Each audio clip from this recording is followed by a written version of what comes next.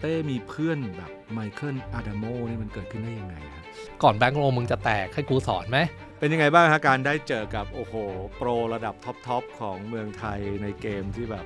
เป็นฟีเจอร์เทเบิลตลอดเวลาเหมือนทุกคนส่ง energy มาว่าเหมือนว่าเต้น่าจะชนะเต้น่าจะรันกูดเหมือนคนอื่นเชื่อแล้วมันก็รันกูดจริงแล้วอยากจะให้แบบน้องใหม่ๆหรือคนที่เล่นอยู่แบบไม่ต้องอายสิ่งที่เขาทำเพราะที่จริงมันก็ไม่ได้มีอะไรที่เราทำผิดแล้วทำไมเราต้องรู้สึกผิดแค่เพราะว่าสังคมไม่รับหรือกฎหมายไม่ทันสมัย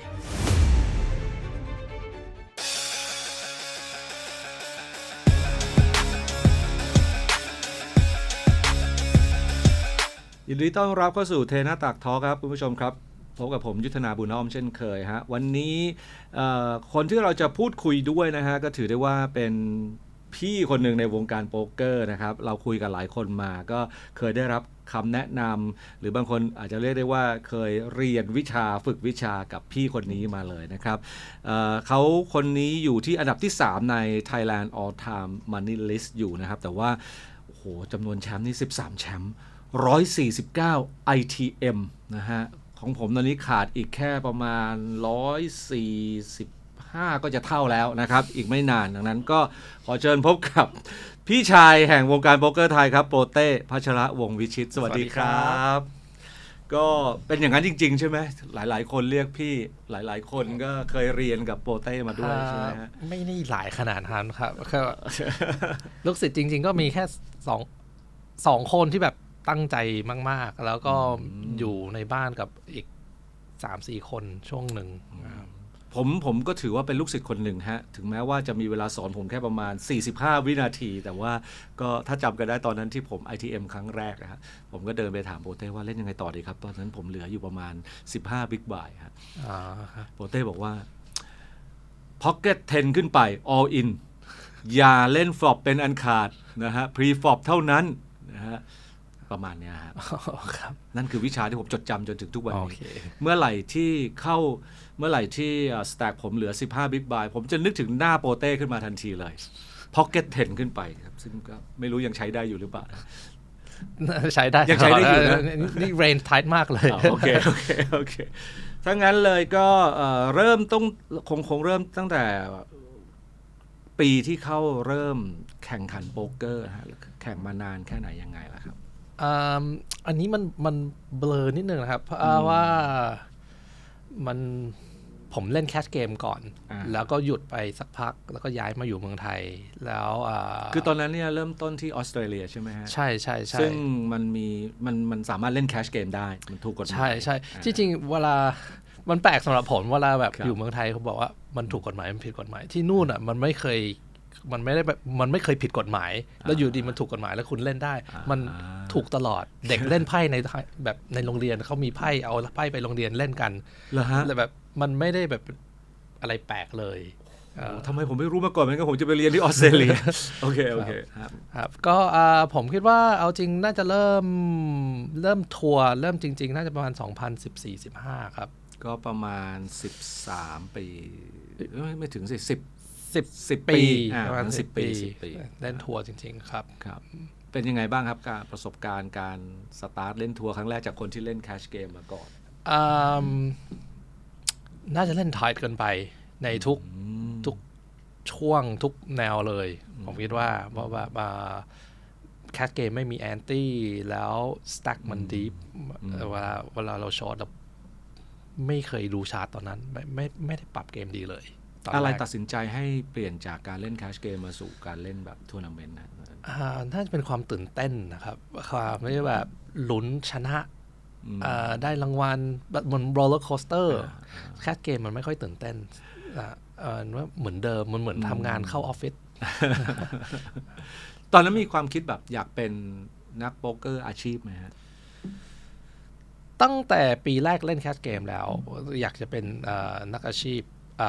แล้วตอนเปลี่ยนมาเป็นทัวร์เนี่ยก็น่าจะเหมือนกันก็แบบมีแพชชั่นที่อยากเป็นนักอาชีพที่จะเก่งแต่ก็ไม่รู้ว่าจะเก่งไปถึงขนาดไหนนะอันนี้มันเป็นเรื่องปกติของคนที่ออสเตรเลียที่มีความฝันอยากเป็นนักโป๊ ป๊กเกอร์อาชีพอะไรอย่างนี้มันเป็นอาชีพที่เป็นเรื่องปกติของคนที่นั่นเลยหรือเปล่าครับผมคิดว่าใช่อะครับมันง่ายกว่าไม่ใช่ว่าคนสนับสนุนเยอะกว่าหรือพ่อแม่สนับสนุนเลยมันไม่ใช่แต่ว่าอย่างละคนมันแอนตี้น้อยกว่าหรือคนไม่ต้องมาหลบกลัวโดนจับหรืออะไรอย่างเงี้ยถ้างั้นถ้าผมถามในมุมมองของในสายตาของคนทั่วไปอันนี้เอาที่ออสเตรเลียเนี่ยนะฮะเวลาเขามองไปที่คนที่ประกอบอาชีพเป็นนักโป๊กเกอร์เนี่ยเขามองว่ามันเป็นสถานะทางสังคมเนี่ยมันสูงหรือมันต่ำมันยังไง ผมเดาว่าน่าจะดีกว่าในเอเชียเพราะในเอเชียเขาจะมองเป็นการพนันใช่การพนันแล้วก็เราก็รู้อยู่มันเหมือน running joke เลยว่าคนเอเชียพ่อแม่แบบต้องเป็นหมอต้องเป็นนายอะไรพวกนี้มันเป็นนักอาชีพโป๊กเกอร์คืออะไรอายพี่น้องอายคนอื่นอายข้างบ้านคนไทยชอบพูดอย่างนี้คนเอเชียชอบพูดอย่างนี้อายเขาลูกเราเป็นนักการพนันแต่ที่จริงผมต้องบอกว่าในออสเตรเลียเขาสนับสนุนแบบอาชีพแปลกๆมากกว่าคือว่าบอกว่านักกีฬาในออสเตรเลียเยอะมากนักกีฬาและที่จริงถ้าเราดูโป๊กเกอร์มันก็เป็นนักกีฬาแบบหนึ่งมันก็ไม่แบบแนวมองอย่างนั้นมันไม่ได้แปลกเพราะลำพังกีฬาของออสเตรเลียผมจำได้ออสเตรเลียนลูฟุตบอลเนี่ยมันแปลกมากเลยเหมือนวิ่งไล่เตะกันมากกว่าที่จะเล่นฟุตบอลด้วยซ้ำไปใช่จะมีการชกกันอยู่ตลอดเวลาใช่ดังนั้นการเล่นโป๊กเกอร์จึงไม่ได้แปลกอะไรขนาดนั้นเมื่อเทียบกับมาตรฐานใช่เพราะทางนู้นแบบมีอาชีพแปลกๆอะไรเยอะแยะมันไม่จำเป็นว่าคุณเรียนจบแล้วก็ต้องหางานสิ่งที่เราเรียนหรืองานออฟฟิศมันมีอาชีพ outside the box เยอะกว่าตอนที่ตัดสินใจเป็นนักโป๊กเกอร์อาชีพเนี่ยคือมันเป็นเพราะว่าเรามั่นใจในฝีมือเราแล้วหรือเราเห็นโอกาสที่จะถึงแม้จะยังไม่เก่งแต่มันเหมือนกับมันไปเล่นไปด้วยพัฒนาไปด้วยได้หรือยังไงฮะตอนตัดสินใจแบบนั้นเนี่ยครึ่งหนึ่งเหมือนเราตัดสินใจครึ่งหนึ่งเหมือนว่าผมไม่มีทางเลือกอาจจะเป็นแบบทั้งดีทั้งไม่ดีเพราะว่าตอนผมเรียนจบมันเป็น financial crisis แล้วผมเรียนจบ finance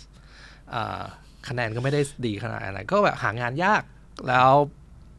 เราก็มี background เล่น strategy game เล่น chess อะไรอย่างนี้อยู่แล้วก็แบบมัน natural ที่ผมจะมา convert มาเล่นโป๊กเกอร์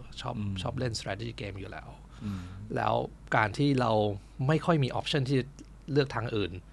มันดันให้เราแบบถ้าคุณไม่ศึกษานะคุณไม่มีอะไรแล้วคุณแบบ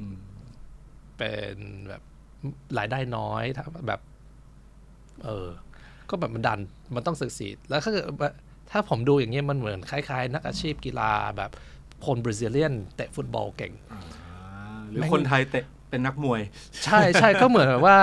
ถ้าแกไม่เก่งเรื่องนี้นะ on the street เลยนะคือแบบอยู่ข้างทางเลยไม่มีอะไรทำหรือเป็น nobody forever คือแบบมันดันให้เราสักซีดง่ายขึ้นมันมี passion มันมี hard work ในฐานะที่คุณเต้ใช้ชีวิตอยู่ในประเทศที่แบบมันมีการเล่น cash game กันแบบโดยไม่ต้องกลัวตำรวจจับอย่างเงี้ยนะฮะพอจะเล่าบรรยากาศการเล่น cash game มันเป็นยังไงเราตระเวนไปเล่นตาม house ต่างๆเหมือนในหนังเรื่อง Rounders หรือยังไงฮะ มันบรรยากาศมันเป็นยังไงที่จริงผมเป็นเด็กขี้กลัว conservative มากเลยผมแค่กล้าเล่นในคาสิโนช่วงแรกก็คือไปเล่น cash game ในคาสิโนเลยใช่ที่จริงในแม้แต่ในออสเตรเลียเล่น home game private game อะถ้าทำไม่ถูกต้องตั้งไม่ถูกต้องมันก็ผิดกฎหมายแต่ที่ต่างก็คือมันไม่มีตำรวจไปไล่จับใครเลยแต่เด็กมันกลัวเองว่าไปเล่นแคทเกมในบ้านคนโดนโกงหรือมันผิดกฎหมายที่ตามหลักแล้วคุณเขาเก็บเรคไม่ได้ถ้าในเป็น private game เพราะมันเหมือนกับเปิดคาสิโนเถื่อนถ้ามีการเก็บเรคแต่ว่าเขามีทางอ้อมแบบลูปโฮลเหมือนกันแบบว่า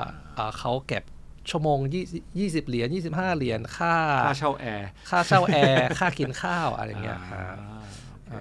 ซึ่งก็เลยแบบว่าชีวิตการเล่นคาชเกมเนี่ยเกิดขึ้นในคาสิโนนั่นแหละใช่ไหมใช่ผมคิดว่าใน2ปี3ปีแรกที่เล่นแคชเกมไม่ได้ไปโฮมเกมเลยคาสิโนอย่างเดียวนั่นคือที่เมืองอะไรฮะที่โกลด์โคสต์ครับเป็นเมืองท่องเที่ยวแล้วส่วนใหญ่เล่นกับคนอายุสูงคนที่เกษียณแล้ว เพราะเด็กรุ่นเดียวกันเขาก็ไปทำงานเข้าออฟฟิศกันหมดหลักๆ ซึ่งมันก็เลยทำให้จริงอย่างที่ผมเคยเห็นในพวกพอดแคสต์ไหมว่าถ้าเป็นแคชเกมในคาสิโนนี่คือก็ต้องมองหาโต๊ะที่ฟิชเยอะน่าจะจริงถ้าคุณอยู่เมืองใหญ่และคนนักเล่นเยอะแต่ที่จริงออสเตรเลียคนเล่นก็ไม่ได้เยอะขนาดนั้นคาสิโนผมตอนนั้นส่วนใหญ่วิ่งแค่2โต๊ะบางครั้งมันคนละเกมสายด้วยซ้ำมันก็แบบเลือกไม่ได้อยู่แล้ว มีโต๊ะเดียวนั่นแหละ ใช่ใช่ยิ่งเฉพาะแบบวันจันทร์ถึงศุกร์บางครั้งก็เลือกไม่ได้มันมีแค่โต๊ะเดียวโอกาสที่จะได้เล่นกับคนหน้าเดิมๆมันเลยเยอะทำนองนั้นหรือเปล่าฮะใช่แล้วที่จริง exploit มากๆเลยตอนนั้นแน่นอนไม่ใช่เกม GTO อะไรนะคือแบบเล่นกับคนเดิมทุกวันซึ่งก็เลยผมไม่รู้มันเป็นข้อดีหรือข้อเสียการเล่นแคชเกมแบบกึ่งอาชีพแบบนี้กับคนเดิมๆทุกวันเนี่ยมันเริ่มน่าเบื่อแล้ว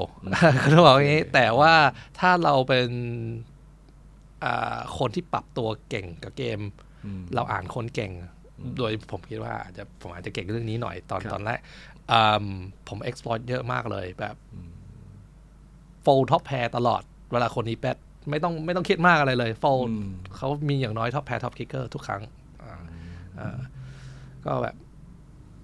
แต่ทำให้เกมเราไม่พัฒนาเข้าใจเมื่อเข้าไปแข่งในทัวร์นาเมนต์มันเลยทำให้เราได้เจอคู่แข่งที่หลากหลายในบรรยากาศที่อาจจะรีแลกซ์น้อยลงใช่ที่จริงไม่ต้องไปแบบถึงขั้นไปเล่นทัวร์เยอะขนาดนั้นแค่ตอนมีเด็กรุ่นเดียวกันกับผมมาจากเมลเบิร์นมาเล่นในโกโคสแล้วเขาบอกว่ามึงกากมากเลยมึงมองมาเล่นแล้วเราช่วยก็คือแบบที่จริงก็เป็นเพื่อนเฟรนลี่กันว่าแล้วเขาบอกว่ามาเที่ยวเมลเบิร์นสักพักไหมมาพักบ้านเราก็ได้เขาก็1 อาทิตย์อยู่คนนี้อยู่1 อาทิตย์อยู่กับคนนั้นแล้วก็ไปเล่นในคาสิโนยังไม่ใช่ทัวร์นะยังเล่นแคสเกมแล้วก็รู้สึกว่าแม่งมันยากกว่าเล่นที่บ้านมากเลยเล่นที่บ้านคาสิโนตัวเองผมแบบแค่แบบประเทศเดียวกันแต่คนละเมืองอ่ะก็แบบต่างกันละว่าคือเมลเบิร์นก็คือเมืองใหญ่กว่าใช่มันเหมือนแบบเด็กบ้านนอกเจอของจริงก็รู้เลยว่าฝีมือเราไม่ได้เก่งขนาดนั้นมาเริ่มเรียนรู้ฝึกฝนเพิ่มเติมจริงจังด้วยวิธีการไหนครับในตอนที่คุณเต้เริ่มก็หนึ่งใน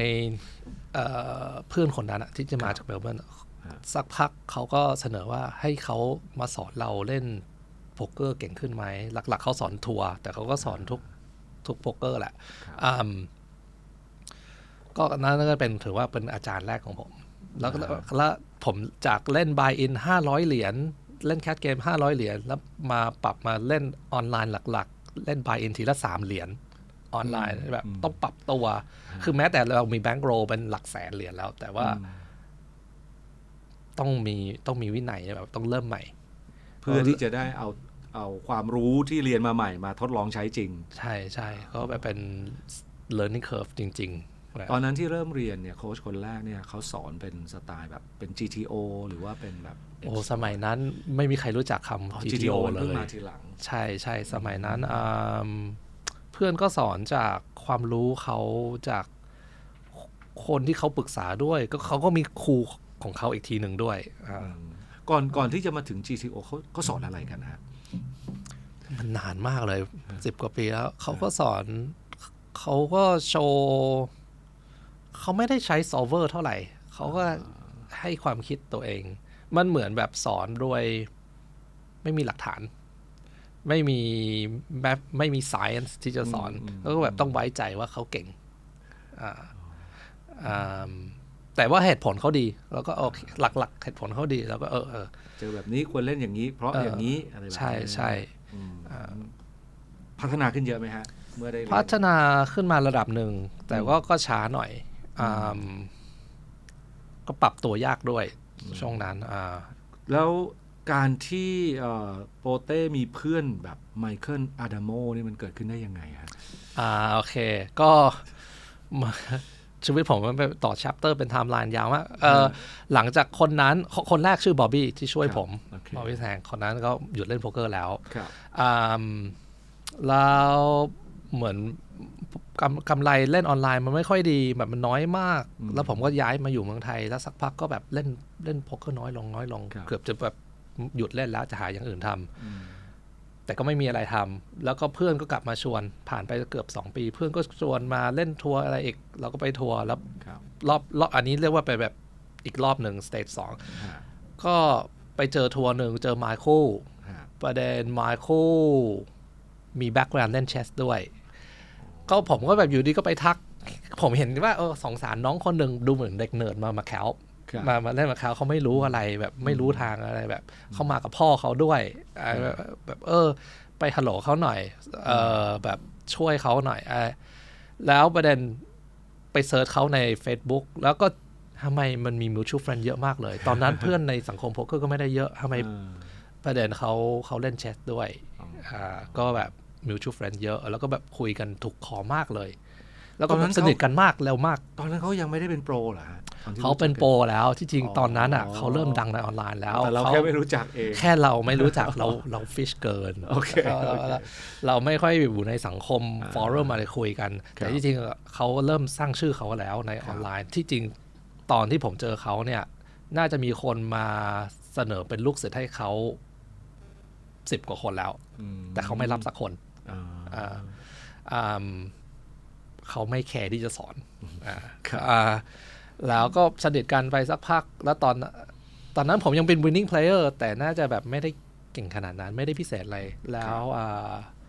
มาสักพักเริ่ม down swing เยอะแล้วมาโคก็สงสารตอนนั้นก็เขาก็พักบ้านผมบ้างผมก็พักบ้านเขาบ้างเวลาไปทัวร์อะไรเงี้ยหลักการคือหลายคนเวลาดูอาดามโมเล่นก็คือแบบมันแปลกประหลาดมากท่ามันแอดวานซ์มากนะจริงๆแล้วเวลาคุยกันเนี่ยวิธีเล่นของเขาเป็นยังไงอ่ะตัวปรัชญาการเล่นของเขาเป็นเขาคือ GTO จริงๆ GTO ที่คนเข้าใจผิดความหมายว่าอันนี้คือ GTO จริงๆคือคุณต้องเข้าใจเบสของ GTO โดยแบบทุกฝ่ายเล่น perfect แล้วเขาเข้าใจจุดนี้เข้าข้างสูงที่สุดในโลกแล้วเขาก็ต้องบวกอีกทีหนึ่งก็คือ GTO จริงคือคุณต้องปรับตามคนอื่นด้วยคือเขาทำทั้งสองพร้อมกันแต่คนทั่วไปแค่เข้าใจตัวเบสหรือพยายามเล่นตัวเบสอย่างเดียวแต่ว่าเวลาที่เราเห็นเขาเล่นท่าประหลาดเนี่ยจริงๆก็คือเขาพยายามคิด3 ชั้นใช่เขาคิดหลาย exploit ใช่ผู้เล่นเพราะใช่เพราะเขามีแบ็กกราวด์เล่นแชทนะมักลุกเขาไม่ได้คิด1-1-1-1เขาคิดไปแล้วไกลเลยคนนี้น่าจะเดินคิดไป5 ตาล่วงหน้าใช่ก็เขา exploit เกือบทุกคนในสังคมมานานมากก่อนคนรู้ทัน exploit ทุกคนในสังคมน่ากลัวมากเลยก่อนคนอื่นรู้ทันแล้วตอนทีหลังก็เขาก็ต้องปรับเกมอีกทีหนึ่งโดยส่วนตัวเมื่อเวลาที่ใช้เวลาส่วนตัวด้วยกันเขาเป็นคนยังไงฮะเขาเป็นคน nice เขาเป็นคนบ้าหรือ aggressive หรือเพี้ยนเขาเป็นคนที่จริงถ้ารู้จักแล้วเขาเป็นคน nice มากเขาเป็นคน friendly แต่เขาไม่ใช่เป็นคนอยู่ดีจะไปเสนอคุยด้วยหรือเขาไม่ค่อยเป็นคนคุยไร้สาระเท่าไหร่ยกเว้นถ้าคุณสนิทกับเขานะเขาไม่แบบมาคุยเรื่องไร้สาระเท่าไหร่แล้วเขาเป็นคนมีวินัยเยอะมากแม่งโคตรดิสซิปลินมากเช่นอะไรฮะดิสซิปลินของนักโป๊กเกอร์ทำอะไรฮะเขาศึกษา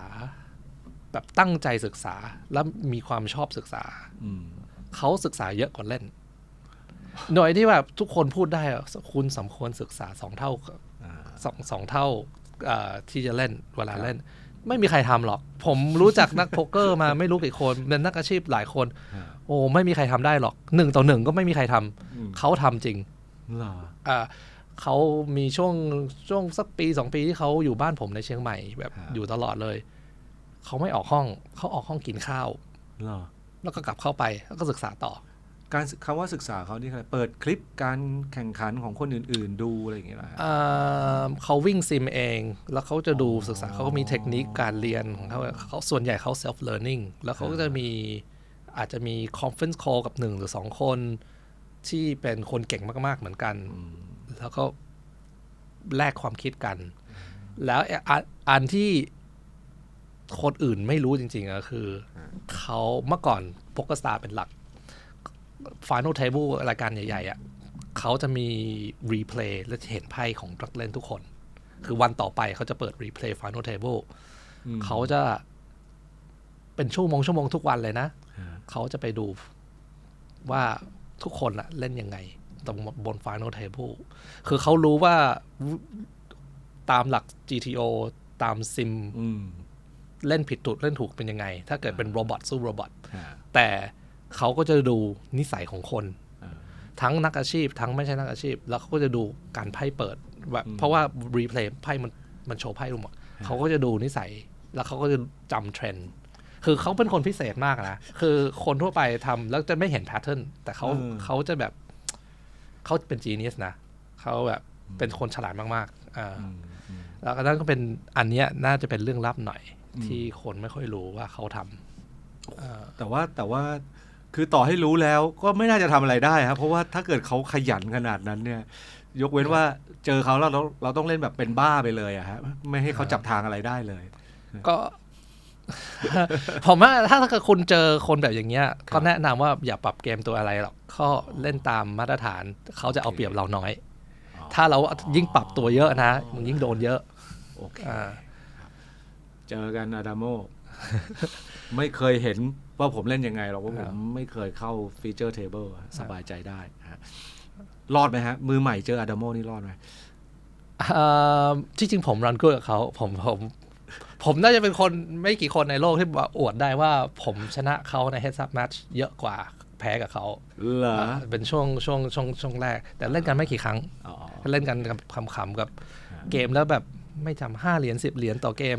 เมื่อกี้พูดถึงเรื่อง Heads Up จริงหรือเปล่าฮะที่เขาบอกว่าคุณเต้นี่เชี่ยวชาญด้านการเล่น Heads Up มากอย่าให้มอนี่เข้าไป Heads Up ทีเดียวเคยไปดูในเห็นบอกว่ากี่ครั้งได้ที่1กี่ครั้งได้ที่2ผมจำว่ามันสูสีกันนะแล้วจริงๆเป็นคนชอบเล่น Heads Up ไหมฮะเมื่อก่อนเกลียดเดี๋ยวนี้ enjoy อ๋อเหรอฮะผมว่ามันเพียวมันแบบบางครั้งเราจะโทษแบบคนที่2คนที่3คนที่4ที่อยู่ในแฮนด์ทำให้เราแบบแพ้แฮนด์กับคนนี้แต่อันเนี้ยมันไม่มีใครแล้วตัวแล้วต้องปรับเกมเยอะด้วยเทคนิคสำคัญนะฮะเวลามาเล่นมาจนถึง Heads Up แล้วคืออะไรฮะ strategy ที่ต้องเปลี่ยนไปที่ชัดเจนมากจากก่อนหน้านี้มันควรจะเป็นเรื่องอะไรโอ้หลายอย่างผมคิดว่า1 Heads Up โดยมี Anti หรือไม่มี Anti Deep ขนาดไหนนิสัยคนไอ้พวกนี้แฟกเตอร์ต่อกันอย่างละมันหนักขึ้นเยอะเลยเปรียบเทียบกับเวลาเล่นกันแบบเต็มโต๊ะครับเวลาเรามี8คนบนโต๊ะเฉลี่ยแล้วคุณแค่ชนะ1ใน8แฮนด์คุณไม่ต้องสู้ทุกบ่อยขนาดนั้นแต่ว่า Heads Up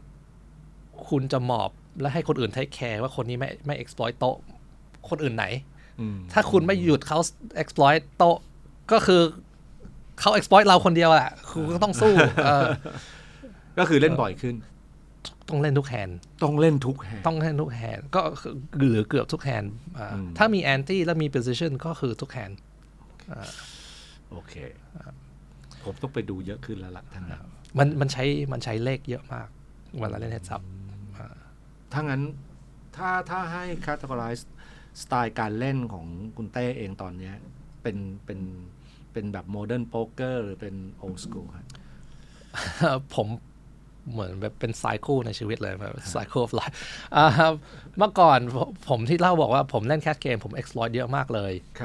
แล้วผมมาทีหลังก็แบบเริ่ม GTO เพิ่มขึ้นจนถึงแบบอยู่กับไมเคิลก็จนทั้งแบบลืม read ตัวเองหมดเลยก็แบบพยายามเล่นตามเหมือนโรบอทจนถึงแม้ว่าเราไม่ enjoy poker แล้วก็แบบเริ่มไม่ได้เปรียบเวลาเล่นกับคนที่เราเก่งกว่าเพราะว่าเราก็เล่นตามมาตรฐานเกินไปแต่ตอนนี้ผมคิดว่าผมพยายามจะกลับมาเล่น exploit เพิ่มขึ้นเมื่อก่อนผมแบบอาจจะเล่นกับอยู่ในสังคมที่แบบมีนักอาชีพเต็มโต๊ะก็แบบว่าต้องเล่นตาม GTO เยอะเกินไปแต่เดี๋ยวนี้แบบเริ่มต้องหยุดให้เครดิตให้คนอื่นเยอะเกินไปแบบที่จริงคนไม่ค่อยได้เล่นเก่งขนาดนั้นทุกคน make mistake เยอะมากแล้วผมต้องอ่านคนเพิ่มขึ้นต้อง autopilot น้อยลง คือการที่เรา strict กับ GTO เนี่ยมันเหมือนกับเราคาดว่าคนอื่นเขาก็เล่นตาม GTO ด้วยแต่ในความเป็นจริงคือมันไม่ใช่ ดังนั้นเนี่ยมันก็จะกลายเป็นเรา strict อยู่คนเดียว ใช่ใช่ใช่ ดังนั้นก็คือต้องออกจาก GTO บ่อยขึ้นแล้ว ครับ ทำความเข้าใจ strategy ของเขาข ใช่ องคู่แข่งให้มากขึ้น ใช่ มากกว่าคุณเต้เล่นโป๊กเกอร์มานานแล้วเคยเจอเหตุการณ์แปลกๆเหตุการณ์สนุกในการแข่งขันที่เอามาเล่าได้บ้างไหมครับ ไม่ค่อยมีอะไร stand out เท่าไหร่ แต่ว่าผมจะบอกว่าความ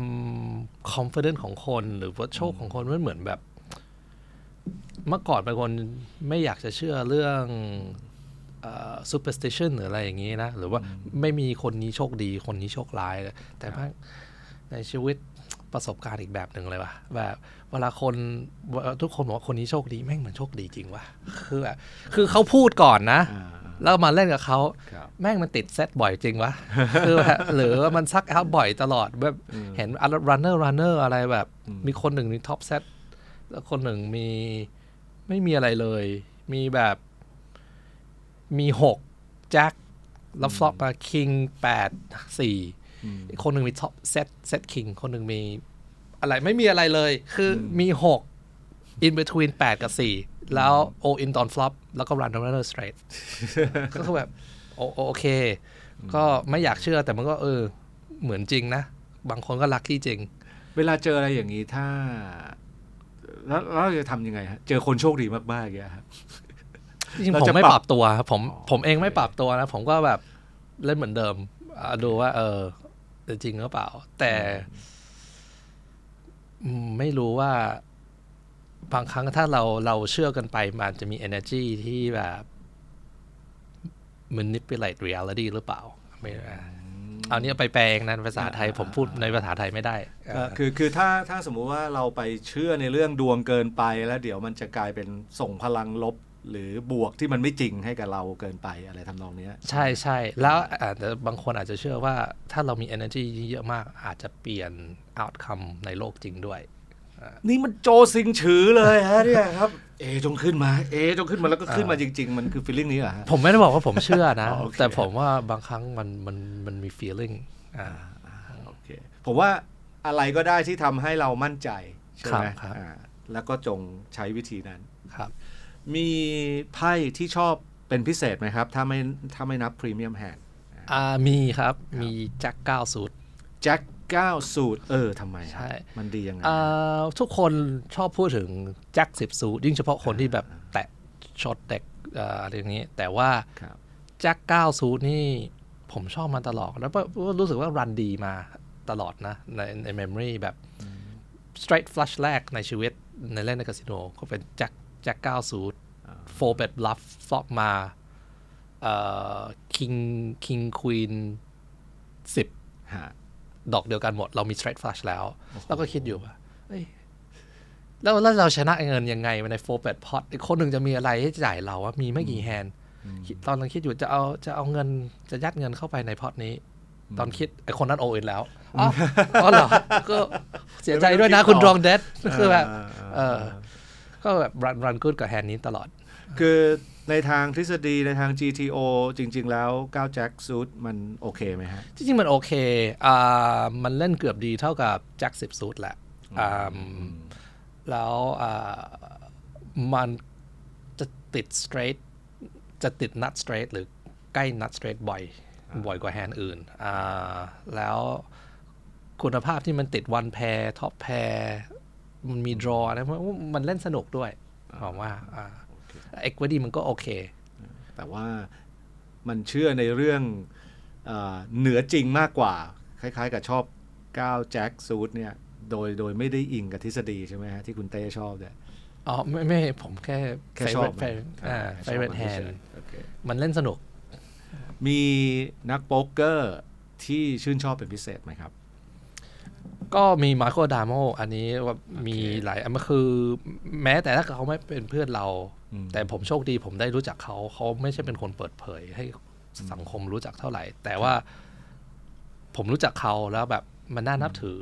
ทั้งแบบ work ethic เขาทั้งนิสัยเขาทั้งข้างนอกสังคมโป๊กเกอร์ด้วย แบบชอบแล้วก็ชอบสไตล์การเล่นเขาด้วย แม้แต่เราทำเองไม่ได้เรามิมิกไม่ได้ แม้แต่เขาเป็นอาจารย์ผมมาหลายปี ผมมิมิกเกมเขาไม่ได้นะ มันเป็นอะไรที่แบบยูนิคกับเขาจริงๆชอบทุกอย่างและนักเล่นอีกคนหนึ่งที่ผมชอบก็คือแพทริกเลนเนตเป็นคนอังกฤษเพราะเขาเป็นอินสปิเรชันด้วยแบบเขาอยู่ในสังคมโป๊กเกอร์นานมากอายุประมาณผมแต่เขาน่าจะเริ่มแบบก่อนอายุ20แล้วเขาฉลาดไหมเขามีแววเขามีแต่ไม่ใช่มีแววเหมือนกับพวกระดับไมเคิลแต่เขาเล่นเกือบเก่งเกือบเท่ากับพวกจีเนียสระดับนั้นได้เพราะหมายเขาเวิร์คฮาร์ดแล้วเขามีโฟกัสเขามี passion จริงๆคือแบบ inspirational จริงๆแล้วปัจจุบันเขารวยมากแต่เขายัง enjoy เล่นซึ่งเขาก็คือเป็นนักโป๊กเกอร์อาชีพใช่อาชีพมาแบบอันนี้คือนักอาชีพจริงๆเลยคือแบบ work hard แล้วก็แบบ work hard แล้วก็เล่นแล้วก็ repeat แล้วก็ทำ everything healthy กับชีวิตแบบที่เขาบอกว่าเขารวยมากคือรวยจากการเป็นนักโป๊กเกอร์นี่เลยใช่ไหมใช่เขาไม่ได้รวยจากทำธุรกิจเลยอื่นแล้วเขาก็เป็นหัวหน้าของBitB เป็น staking group coaching group ของโป๊กเกอร์ใครถ้างั้นผมว่านึกไม่ออกปุนัทปุนัทดียังไงจริงปุนัทชอบตอนแรกเขาเจอตอนแรกเขานิสัยดีตอนแรกเจอกันไม่ได้คิดว่าเป็นคนไทยเจอกันข้ามโต๊ะครับตอนนั้นก็คิดว่าเขาเล่นไม่ค่อยดีเท่าไหร่แต่ว่าเขาก็ยังใหม่อยู่แต่ว่าเขากล้าทำเขาใจถึงเขากล้าทำเขาทำอะไรแปลกๆที่อะไรที่แบบตอนนั้นเขาก็น่าจะแบบเริ่มศึกษาโป๊กเกอร์ทำแบบเข้าใจคอนเซปต์แต่ทำไม่ค่อยถูกทางเป๊ะแล้วก็แล้วหลังจากนั้นก็เป็นคนไทยเหรอคุยกันบนโต๊ะแล้วก็ชวนไปเที่ยวอะไรเงี้ยตอนนั้นก่อนโควิดแล้วโควิดมาเราก็หยุดเล่นแล้วเขาก็มีไฟเขาก็แบบเขาศึกษาน่าจะช่วงนั้นศึกษาเยอะมากแล้วก็แบบเก่งขึ้นแล้วก็แบบมีความกล้าที่จะเล่นไฮสเต็กแล้วเขาน่าจะเป็นอินสปิเรชันกับโรลโมเดลกับไม่ใช่แค่คนไทยกับนักเล่นหลายคนในเอเชียด้วยเขาเป็นผมได้ยินนะยังไม่ชัวร์ว่าใคร verify แต่ว่าได้ยินว่าเขาเป็นคนที่แบบได้10 ล้านหรือ15 ล้านใน tournament winning แบบในระยะเวลาสั้นที่สุดทำเงินถึง10หรือถึง15 ล้านเหรียญใช่ในเวลาที่น้อยที่สุดแบบพุ่งมาเร็วมากเลยเพราะผมจำว่า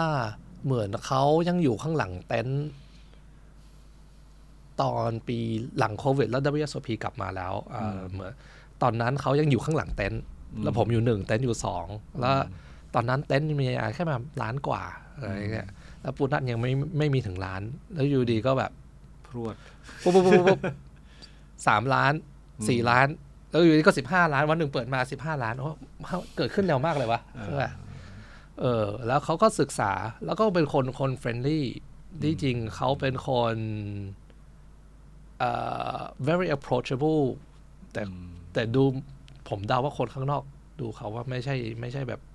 approachable แต่ที่จริงเขาเป็นคน approachable นะผมรู้สึกว่าจริงๆแล้วก็คืออัธยาศัยดีพูดคุยด้วยเนี่ยค่อนข้างจะง่ายเพราะว่าจริงๆผมก็ไม่รู้จักเขาเลยก็ไปเจอครั้งแรกในทัวร์นาเมนต์ก็สามารถพูดคุยกันได้เลยทันทีต่อติดทันทีตั้งแต่ครั้งแรกที่พูดคุยกันเราที่จริงผมต้องบอกว่าเราโชคดีมากนะในสังคมไทยทุกคนนิสัยดีหมดเลยทุกคนที่แบบเข้ามาในชีวิตมาเล่นโป๊กเกอร์ทัวร์อะไรของผมแบบปูนัทเต็นทีท็อปแท็บพี่แก๊กพี่ตัวอะไรเงี้ยพี่ตัวก็เป็นอีกคนหนึ่งที่เป็น OG เป็นเลเจนด์ของโป๊กเกอร์เป็นรุ่นพี่แบบตั้งแต่สมัยโป๊กเกอร์สตาร์ทุกคนนิสัยดีกันหมดแปลว่าในวงการโป๊กเกอร์มืออาชีพมีคนนิสัยไม่ดีด้วยเหรอครับที่เป็นคนต่างชาตินะฮะเอาจริงสังคมนี้คนไม่ดีเยอะ ผมไม่ได้บอกว่าเกิน 50% นะแต่ไม่รู้สิผม บนรักษาบ้างแบบคนไม่ดีมันพยายามเข้ามาแต่มันไม่ค่อยไม่ได้เกาะนานในสังคมโป๊กเกอร์เวลาเราพูดถึงคำว่าคนไม่ดียังไงไม่ต้องเอ่ยชื่อก็ได้ฮะสแกมเมอร์เยอะหลักๆแบบเรื่องซื้อขายหุ้นแต่ซื้อบาร์ไม่เล่นบ้างหรือโกหกหรือตั้งหรือขายเกิน 100% แล้วตั้งใจแพ้อ๋อหมายถึงว่าขายหุ้นเวลาที่ลงแข่งแล้วให้คนมาหุ้นใช่หรือขายเกิน 100% ขายเกิน 100% กำไรตั้งแต่ยังไม่ลงแข่งหรือคุยกันเดียวแบบไม่ชัดเจนชนะไม่จ่ายไม่เต็มโอ้แบบหรือโกงแพ้หาวิธีอ้อมไม่จ่ายโอ้แบบเยอะแต่ประเด็นไม่ค่อยใกล้ตัวผมเท่าไหร่ผมคุยกับนักโป๊กเกอร์หลายๆคนละก่อนหน้านี้ก็เพิ่งคุยกับคุณทีคุณเต้นไปนะครับโดยเฉพาะในช่วงที่เขาเรียนรู้การเล่นโป๊กเกอร์จากคุณเต้เนี่ยพูดตรงกันอย่างหนึ่งว่าคุณเต้มักจะให้คำแนะนำในเรื่องของ mindset นะฮะเวลาพูดถึง strong mindset ในการเล่นโป๊กเกอร์เนี่ยพอจะอธิบายได้ไหมครับมันคืออะไรมันหมายความว่ายังไง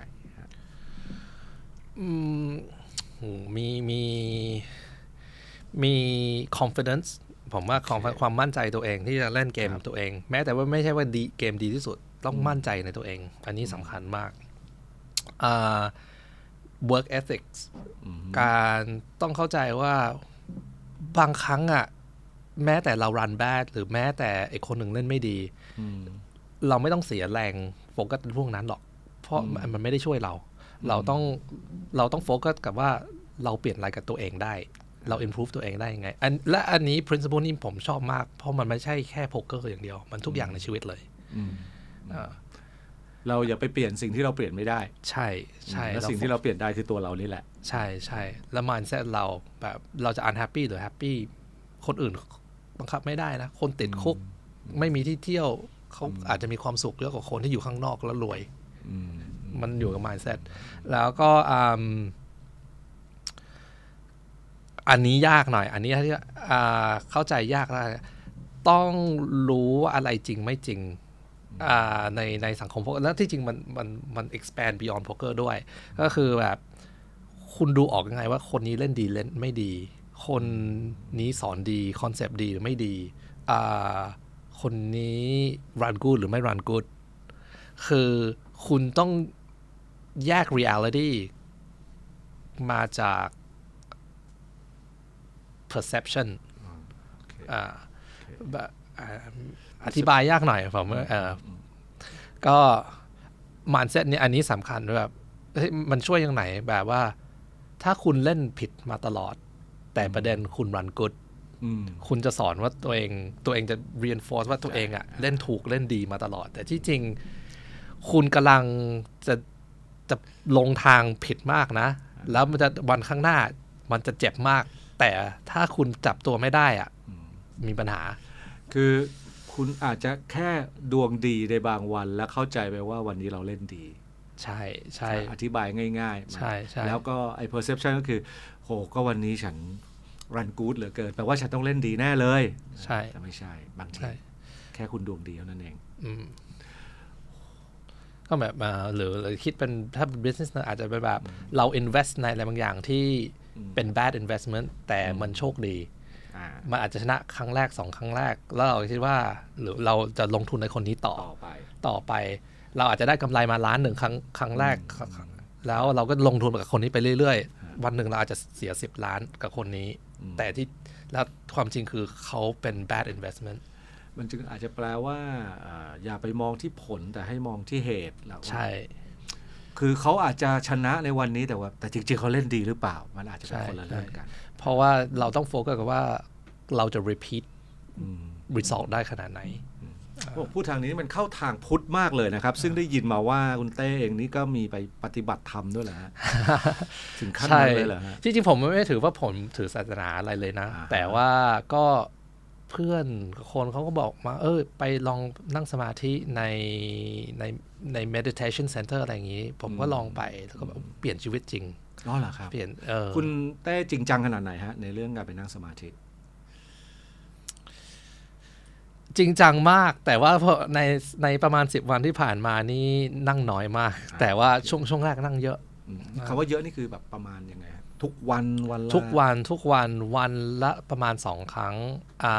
ครั้งละประมาณ30นาทีแต่ถ้าเยอะๆจริงๆบางวันนั่ง3ครั้งละชั่วโมง มันส่งผลยังไงบ้างครับการ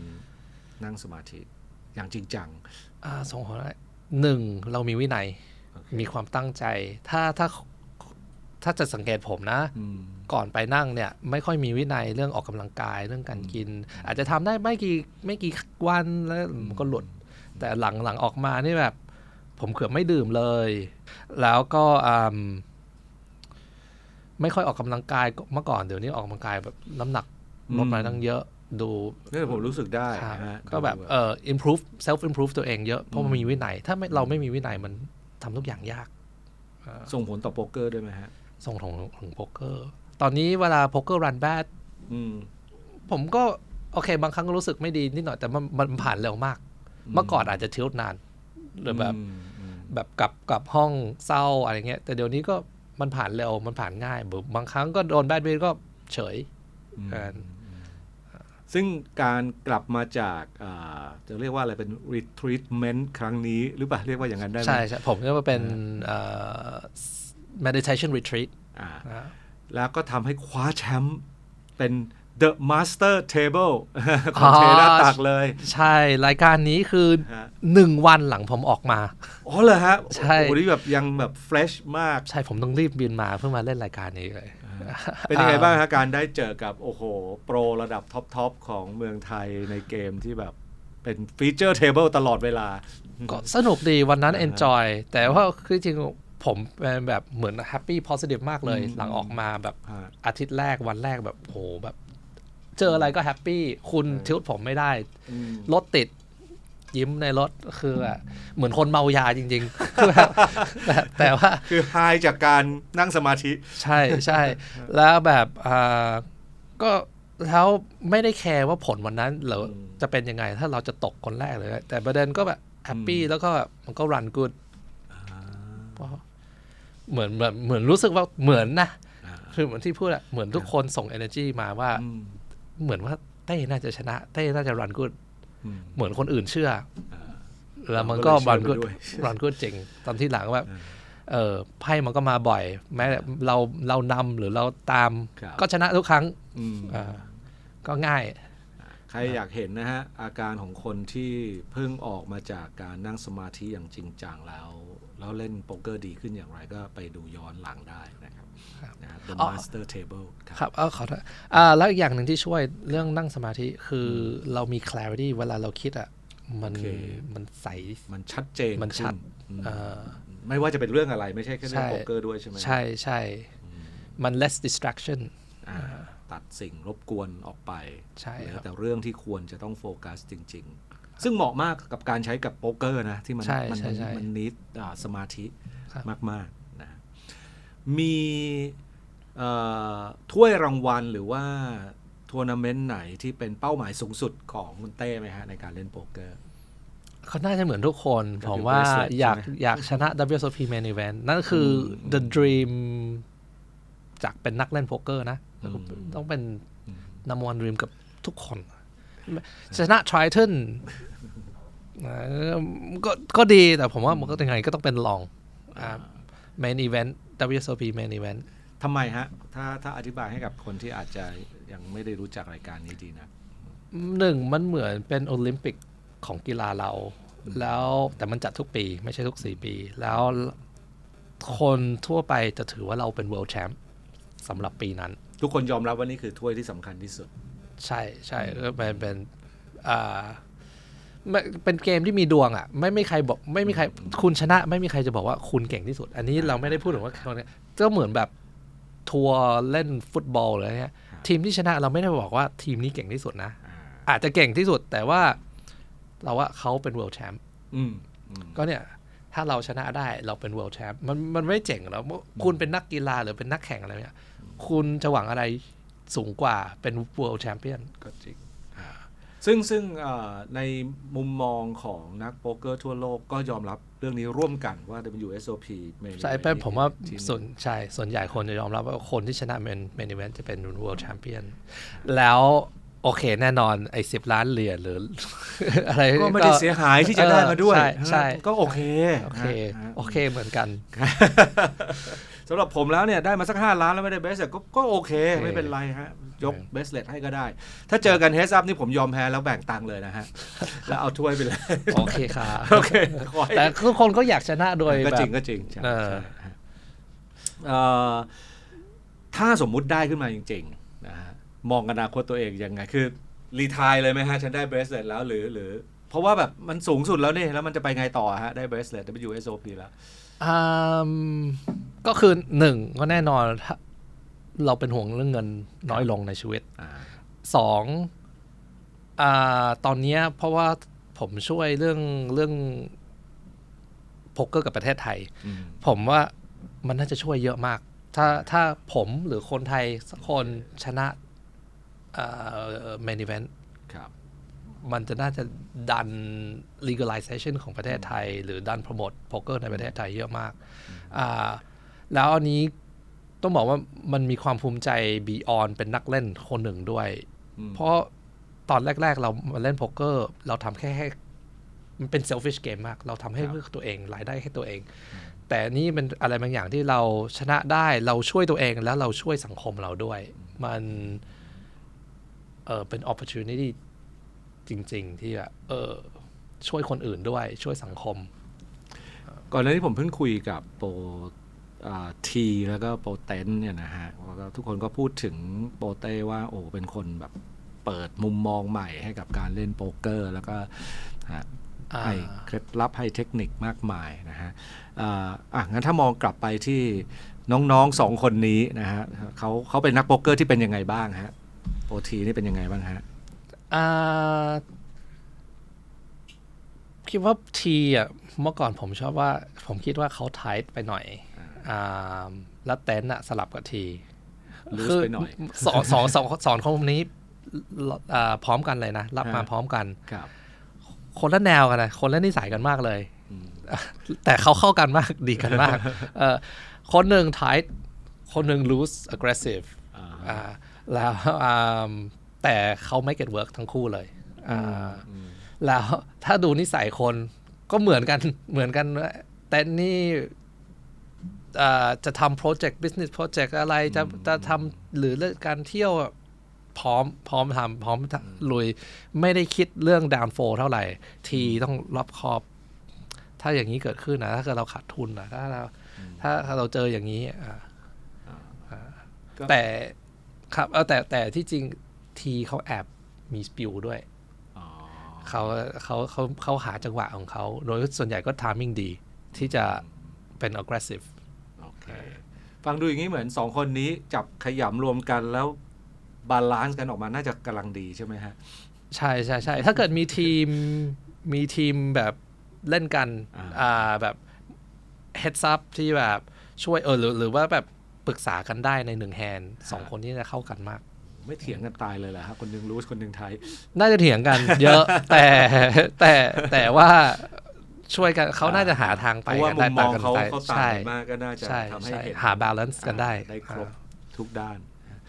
เคยมีข่าวลือไม่รู้จริงหรือเปล่าเพราะว่าหลังจากที่เราเนี่ยเป็นอันดับ1มาก่อนแล้วตอนนี้ก็มีน้องๆแซงขึ้นมาเนี่ยในเรื่อง ranking อะไรอย่างเงี้ยแล้วแบบเหมือนแบบโปเต้น่าจะไม่พอใจแน่ๆเลยอันนี้จริงหรือเปล่าฮะไม่จริง1ค่ะเต้นแซงเราเป็นเพื่อนสนิทเป็นพี่น้องกันแล้วก็เราก็สอนเขาแล้วทำไมเราไม่ได้ภูมิใจคือแบบเราหวังดีกับเขาอยู่แล้วภูนัทแซงจริงถ้าภูนัทนิสัยไม่ดีหรือเราหมั่นไส้กัน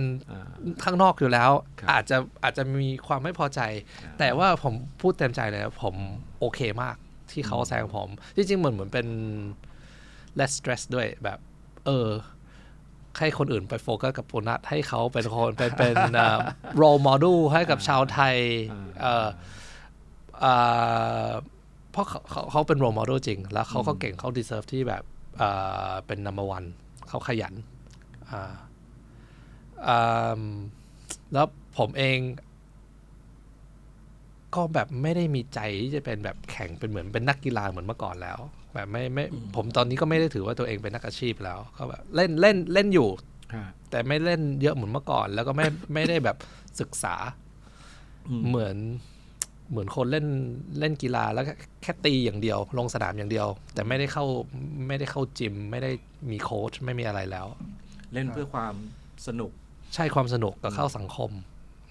ถ้าอยากมีนักโป๊กเกอร์นิสัยดีแซงขึ้นไปอีกคนก็รับผมเป็นศิษย์นะฮะ การที่เรามีนักโป๊กเกอร์ไทยเก่งๆขึ้นมามากขึ้นทุกวันนี้คือมากขึ้นแล้วเร็วด้วยบางคนนี่แบบเล่น 2-3 ปีนี่เก่งเลยทันทีเนี่ยมันดีต่อวงการโป๊กเกอร์ไทยยังไงครับก็น่าจะดีอย่างน้อยมันโชว์ว่า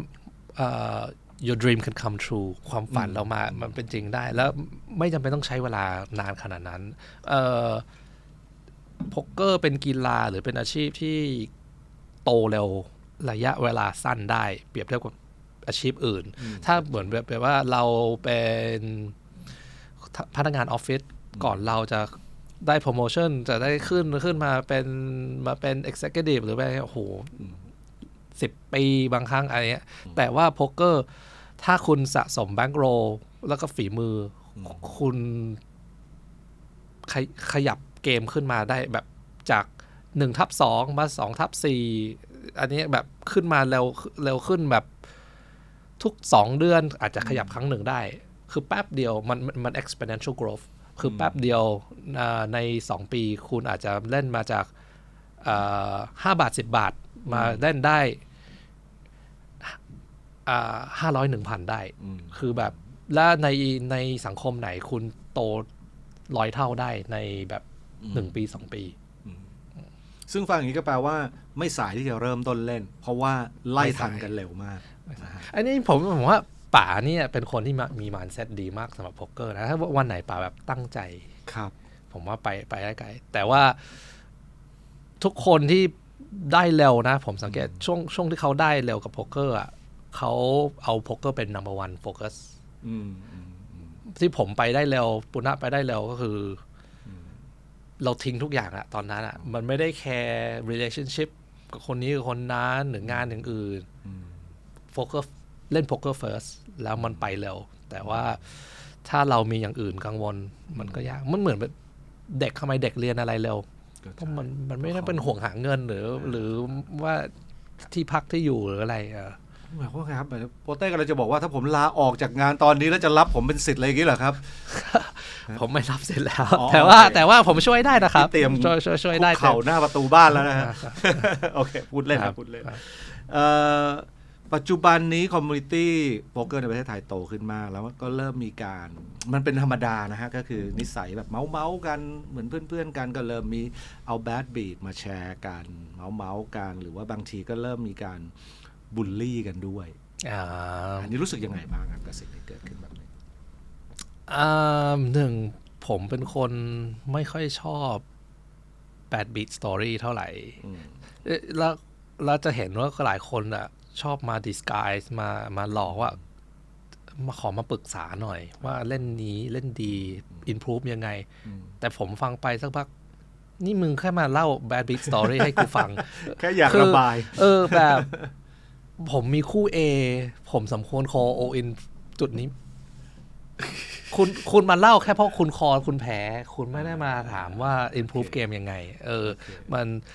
แต่ตอนนี้ผมเริ่มมี mindset อีกแบบหนึ่งขึ้นมาว่าที่จริงคนเราอ่ะต้องการ comfort แค่อยากมาเล่ามาระบายเขาอาจจะรู้ในใจแหละว่าอะไรผิดอะไรถูกแต่เขาแค่อยากจะมาคนมาแบบมากอดเขาหน่อย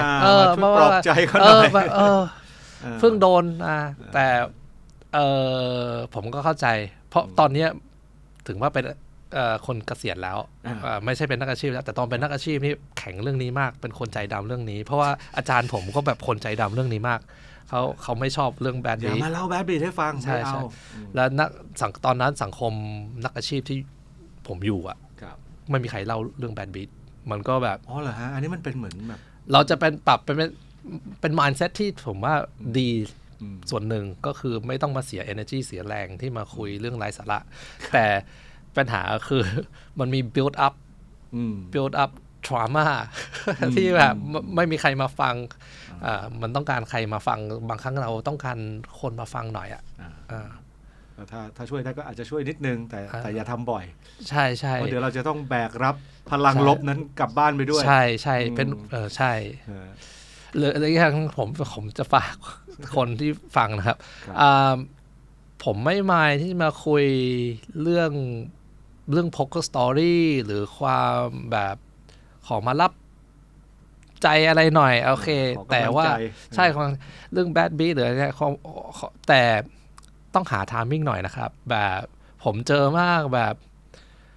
poker break มันมีเบรกแค่10นาที15นาทีเราต้องเข้าห้องน้ำอาจจะหาสแน็คหาอะไรนิดหน่อยฮะ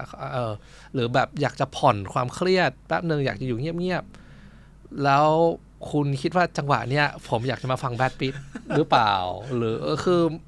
ผมเข้าใจบางครั้งคนไม่รู้นะแต่ว่าต้องหาจังหวะนึกออกผมนึกออกเลยพอยกเหตุการณ์นี้กำลังแข่งอยู่ช่วงเบรกแน่นอนแหละสมมติอย่างผมเนี่ยนักโป๊กเกอร์มือใหม่พอเห็นแบบโหนี่พี่ที่น่าจะให้คำแนะนำเราได้ก็พุ่งเข้าไปเลยโดยหารู้ไม่ว่าเวลาเบรกก็คือทุกคนก็กำลังต้องการเบรกนั้นอยู่เช่นเดียวกันโอเคอันนี้คล้ายๆเวลาเจอนักร้องที่เราชื่นชอบทานข้าวอยู่แล้วเราไปขอถ่ายรูปอะครับบางทีเราก็ต้องแบบหรือให้เขาทานข้าวก่อนดีทานเสร็จแล้วค่อยว่ากันอีกใช่หรือใหญ่กว่านั้นคือเขากำลังร้องแล้วเขามีเบรก5นาที between เพลงใช่ไหมแล้วเขากำลังนั่งซิปน้ำอยู่แล้วคุณไปรบกวนเขามีเบรกแค่แป๊บเดียวนะให้เวลาเขาได้เบรกในฐานะที่ได้อยู่ในประเทศที่การแข่งขันโป๊กเกอร์ถูกกฎหมายมาก่อนนะฮะอย่างในออสเตรเลียแล้วก็ในประเทศไทยซึ่งตอนนี้มันยังผิดกฎหมายอยู่แต่ทุกคนก็พยายามช่วยกันผลักดันนะครับมองเรื่องนี้ยังไงบ้างครับทำไมเราควรจะมีการแข่งขันโป๊กเกอร์ที่ถูกกฎหมายในบ้านเราคือผมว่า1มันจะช่วยธุรกิจกับงานให้คนไทยมีงานให้นักธุรกิจมีรายได้ทุกอย่างมันช่วยประเทศไทยจริงๆมันไม่ใช่แค่ว่าเราเก็บเรกจากคนต่างชาติหรือเราไม่ได้ให้คนไทยไปเสียเรกที่อื่นมันไม่ใช่แค่เรื่องนั้นคือคนจะมาเที่ยวเมืองไทยเพิ่มขึ้นเขาจะมาพักโรงแรมเพิ่มขึ้นเขาจะใช้ทุกอย่างอะที่คนเที่ยวมาแล้วมันไม่ใช่คนเที่ยวคุณภาพเกรดต่ำด้วยนะเขาคือคนที่เล่นโป๊กเกอร์ที่เดินทางถ้าเขามีแรงมาบินมาเมืองไทยนะเขาอยู่โรงแรม 4-5 ดาวกันหลักๆเขาใช้เงินเขาเที่ยวเขากินแบบโหมันดีสำหรับประเทศจริงๆอีกส่วนนั่นก็ส่วนfinancial gain ของประเทศไทยแล้วอีกส่วนหนึ่งก็คือผมก็เป็นนักโป๊กเกอร์เนาะแม้แต่ไม่เป็นอาชีพแล้วก็เป็นนักโป๊กเกอร์อยู่ในสังคมผมอยากให้คนไทยกับสังคมไทยรับกีฬานี้เพิ่มขึ้นแล้วอยากจะให้แบบน้องใหม่ๆหรือคนที่เล่นอยู่แบบไม่ต้องอายสิ่งที่เขาทำเพราะที่จริงมันก็ไม่ได้มีอะไรที่เราทำผิดแล้วทำไมเราต้องรู้สึกผิดแค่เพราะว่าสังคมไม่รับหรือกฎหมายไม่ทันสมัยโอเควันนี้โอ้โหเราได้ฟังเรื่องราวที่น่าสนใจจากโปรเต้มากมายนะฮะแล้วก็โดยเฉพาะเรื่องของ mindset ของการเล่นโป๊กเกอร์นะฮะใครที่สนใจที่จะรับรู้เรื่องราวเหล่านี้เพิ่มเติมนะฮะก็ติดตามทุกช่องทางของเทน่าตักเนี่ยดีที่สุดนะครับเผื่อว่าวันหนึ่งเกิดคุณได้เข้าแข่งขันโป๊กเกอร์จริงๆเกิดการแข่งขันโป๊กเกอร์จริงๆในเมืองไทยเผื่อเราจะได้เจอกันที่ Final Table นะครับขอบคุณโปรเต้มากนะครับในวันนี้นะครับแล้วก็ขอบคุณคุณผู้ชมทุกท่านที่ติดตามด้วยครับพบกับเทน่าตักทอล์กในตอนต่อไปว่าเราจะได้คุยกับใครไมเคิลอยู่เชียงใหม่ไหมฮะช่วงนี้ เขาไม่ได้มาเมืองไทยมานานมากเลยถ้าเจอแล้วแบบอยากสัมภาษณ์มากเลยครับอยากคุยด้วยเดี๋ยวชวนเข้ามาสงกรานต์ปีหน้าโอเคได้ครับแล้วเจอกันครับ